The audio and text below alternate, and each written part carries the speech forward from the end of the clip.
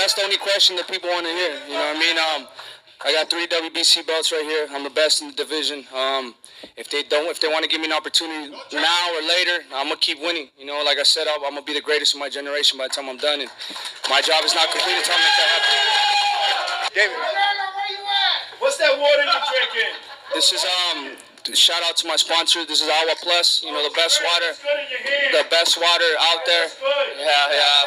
It's the best water, and Best water in the world. yeah.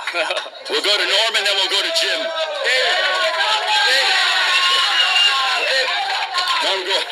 David. Conscious decision after the first 2 rounds to go to the body instead of the head. Yeah, I wanted to start off slow. You know, I know he was trying to set me up for some traps, and you know, I'm not new to this. As much as you guys try to act like, you know, I'm young and dumb, I don't know what's coming. I've been watching boxing my whole life. I've been boxing since I was 3 years old. I've been professional 10 years. I sparred Golovkin when I was 15 years old. Kelly Pavlik, 15 years old. You know, so I know how to switch it up. I know how to, you know, handle every other style. So Demetrius Andrade, he was great. He was fast. He's trying to set me up, but you know, the way you throw off the rhythm is a double jab right hand. You know, I threw that the first 2 rounds, and then I switched up to the right hook, and that's what opened up all the openings. I dropped him, and then he never recovered after that. David, you'll be 27 December 17th. Do you feel like you're in your prime or entering your prime now? Yeah, I'm definitely entering my prime. I think just the passion I have of the sport, just wanting to make my dad and my mother, you know, proud of me. That's what I'm gonna keep doing. You know, all these people that support me, man, I can't let them down. Samson, when do you think you'll start talking to Canelo, or do you expect to anytime soon? Hello. Okay, let me get the statement for Canelo. Regardless of the result, if Canelo fight Benavidez, he be an idol. If he fight him. If he doesn't fight him, he will not be ever an idol. Now, regardless, if he win, he be the best. And if he lose, he have the balls to go with the best. So, Canelo, no run anymore. And whoever say that I tell you what, I give you $1,000 now if you tell me any other fight beside Canelo and Benavidez. Give me another fight that everybody won. No, also too, I just want to tell everybody, my whole team. I just want to thank everybody. You know, also I want to thank my wife. You know, my mother, my father, my brother. He's always pushed me since I was a little kid, and I'm just happy to be here. I'm really happy, and thank you all for coming. It's that fighting spirit. You know, that's where I learned sparring world champions when I was 14, 15 years old. If you hit me 1, 2 shots back, I'm going to come back with 5, 6. That's always how it's been.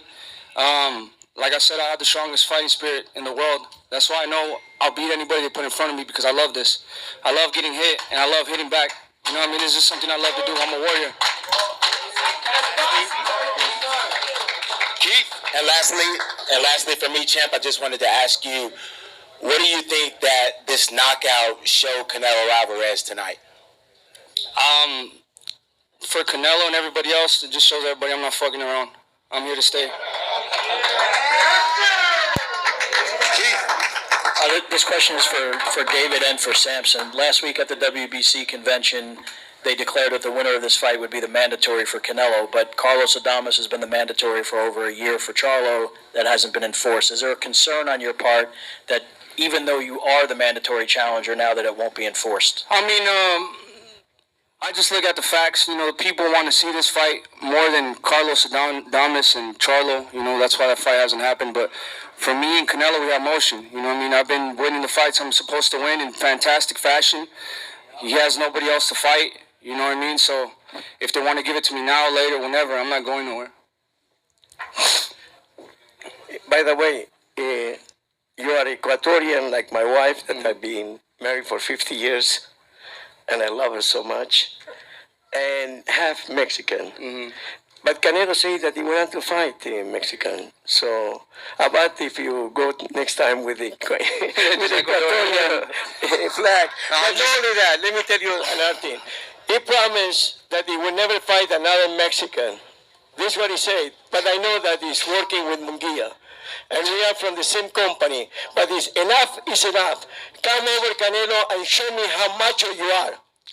Pues nada. David, creo que tenemos que estar de acuerdo con Samson Lukowicz, que no hay otra pelea más importante en el boxeo que Canelo Benavidez. En eso estamos de acuerdo.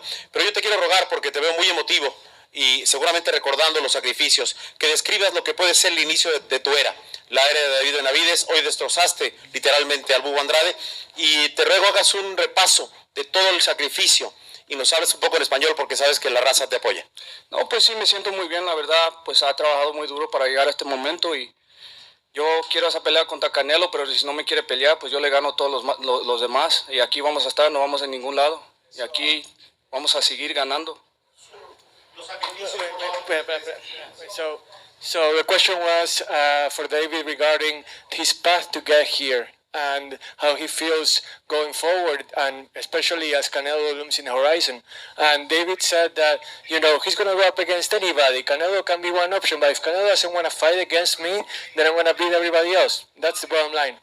Por eso te decía la parte de la pregunta, que si consideras que hoy inicia la era de Benavidez, y creo que hay que decirlo con todo respeto, con Canelo, sin Canelo, tienes muchas opciones.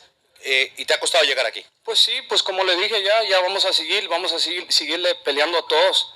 Y no nomás es el Canelo aquí en esta división, hay muchos peleadores buenos aquí, pero también yo creo que me voy a subir a 175 muy pronto y quiero ir contra Bivol y pues ganar títulos allí también. Martín.